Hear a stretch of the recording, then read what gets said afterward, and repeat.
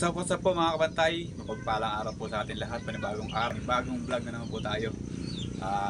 Ngayong araw po ay tayo po ay gagawa ng side cooling. Ikakabit po natin ito po. Ito po yung side cooling. Ay ikakabit po natin sa ating bangka.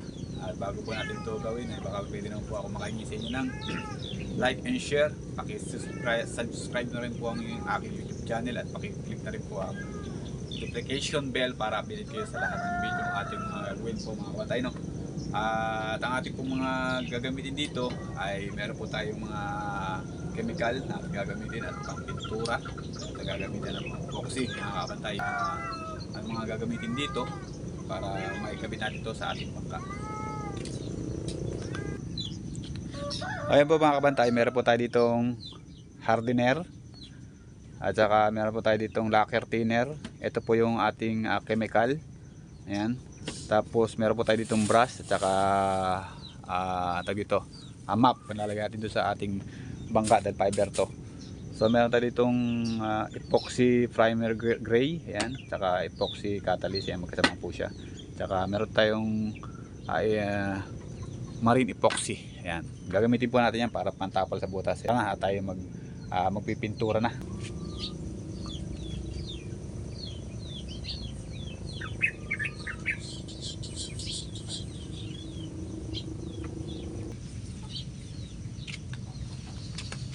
Ayan po, tuyo na po yung ating pininturahan. Ayan, hindi na po siya madikit.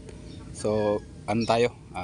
Maghalo na tayo ng epoxy para hanggang pinatitigas palalo ay yung epoxy natin ay kumunat na. Ito po yung butas na kakabitan natin ng tubo. Mahaba po yan hanggang doon po sa may dulo na yun. Ayun, sa may malapit po sa LC. May butas din po dyan. So, yun po ang nagsisilbing ikutan ng tubig o circulate ng tubig para po sa ating makina ng mga kabantay.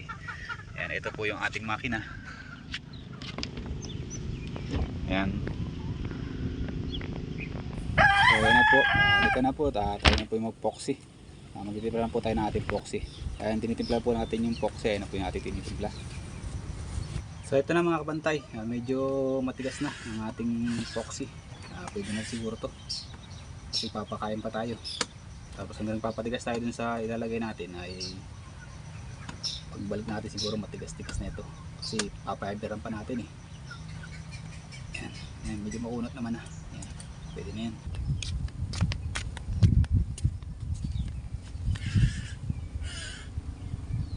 Tayo. Ayan, kapit na po natin mga kabantay. Ayan.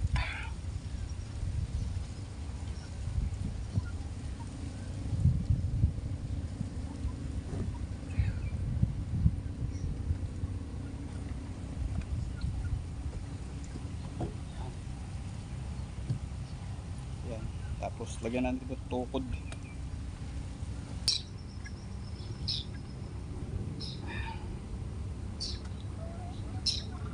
Patay. Okay na. Tapos boxyan na natin.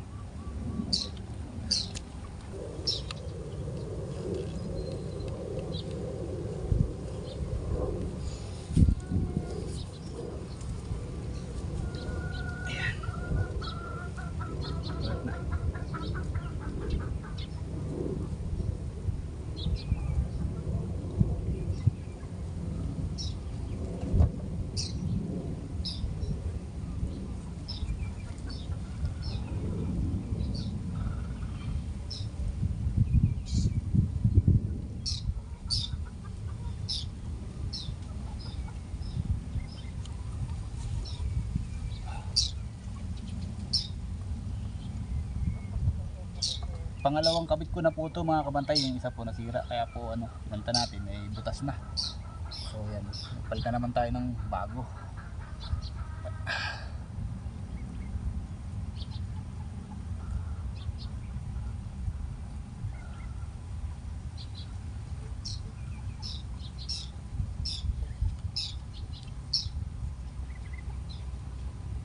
Sa ibabaw para sasakyan natin.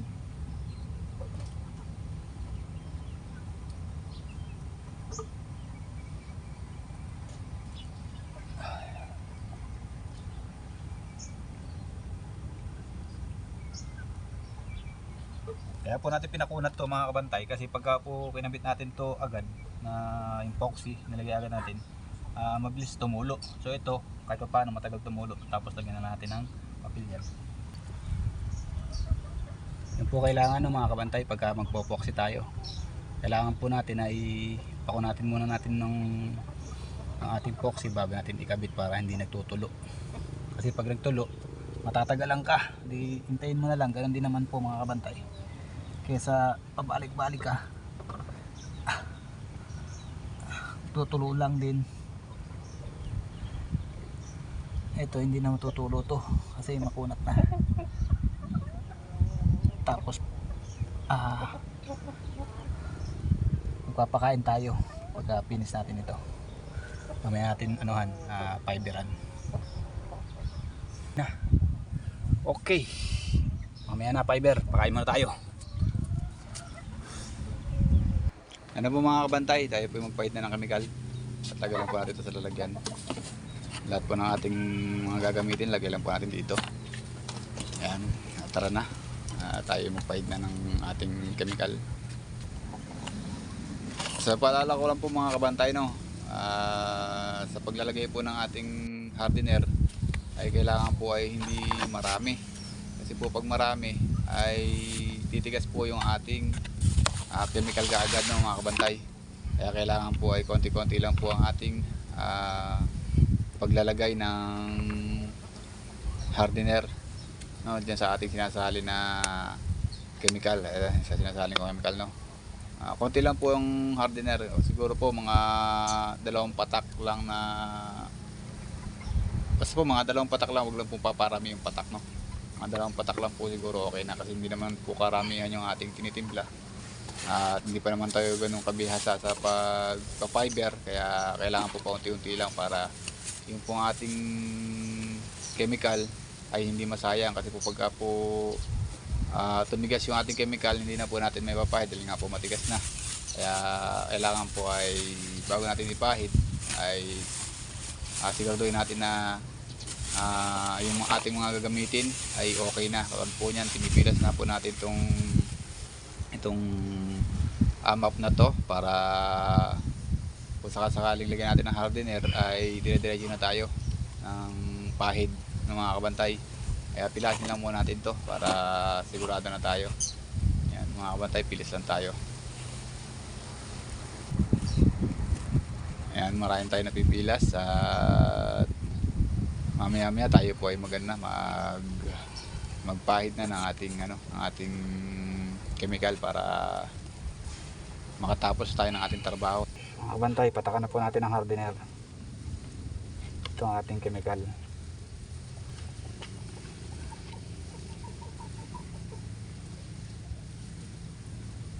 Basta po yan, mabilis po tumigas yan pagka mayroong hardener.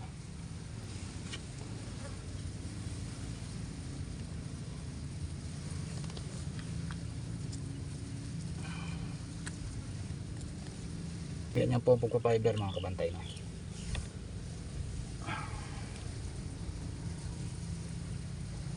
Ayan, lagyan natin dito.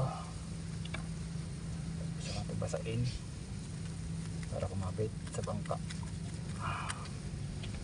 Pinagpinturahan natin, hindi na natin kasi titigas din naman yan kahit may pintura.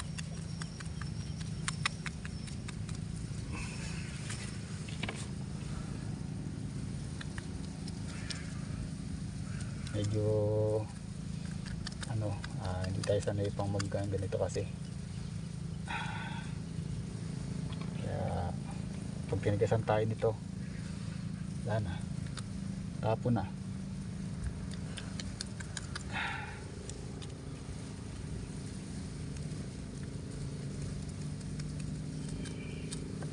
Ay, mahirap pa naman magganito. Wala pag ganitong ba, matigas na yata.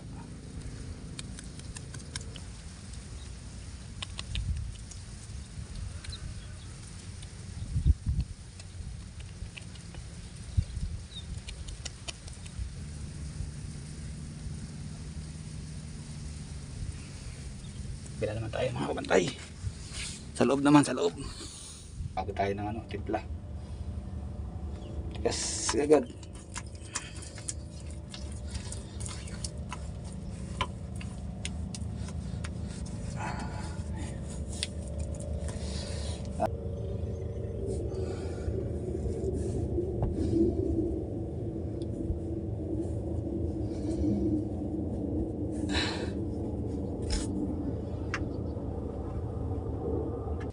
Sa mga nagtitimpla po ng ganitong chemical, kung sino po ang sanay dyan, kailangan po talaga mabilisan ang pagpapahid. Kung di man ay huwag nyo dadamihan yung hardener para hindi agad tumigas.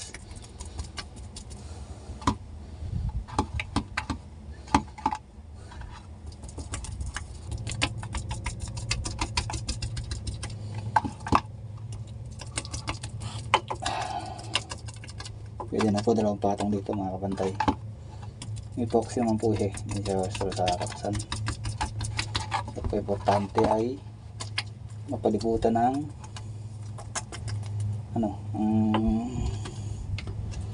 dito chemical para walang umangat.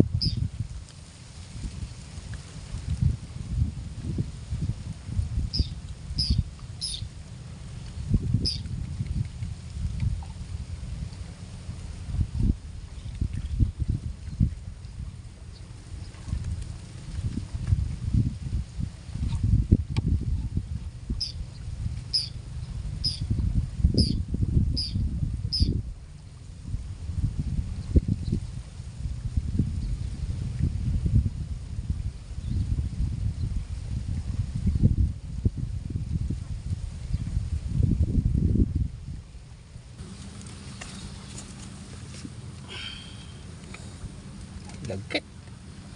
Malagkit.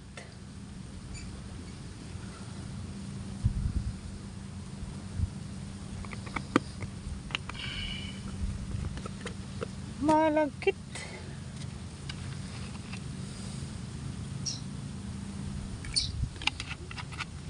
Konti lang ho hardener para hindi mabilis tumigas. Yan. Let's go. Kabila lang tayo, tapos na tayo. Yan na. Sa kabila. Kabila tayo. Pang ano na po yung mga kabantay. Pang apat na. Oh yeah.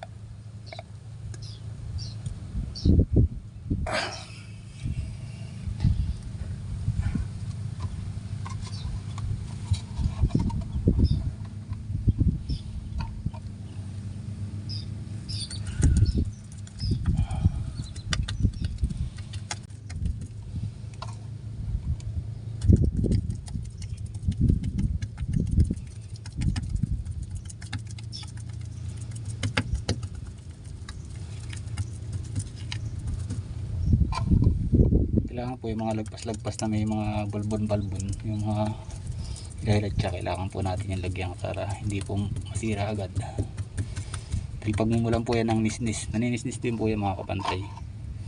Ayan, medyo matigas na yung ating timpla. Para yung ating hardener.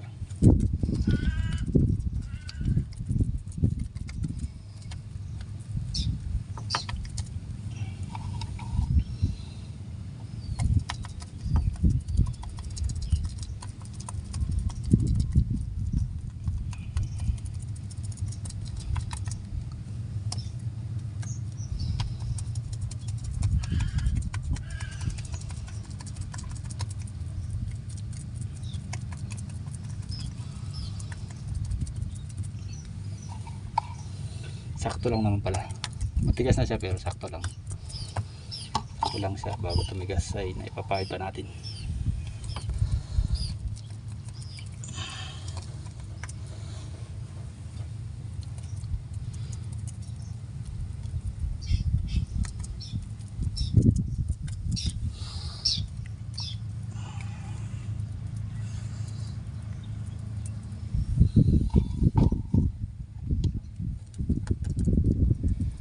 Yan, okay na mga kabantay, tapos na tayo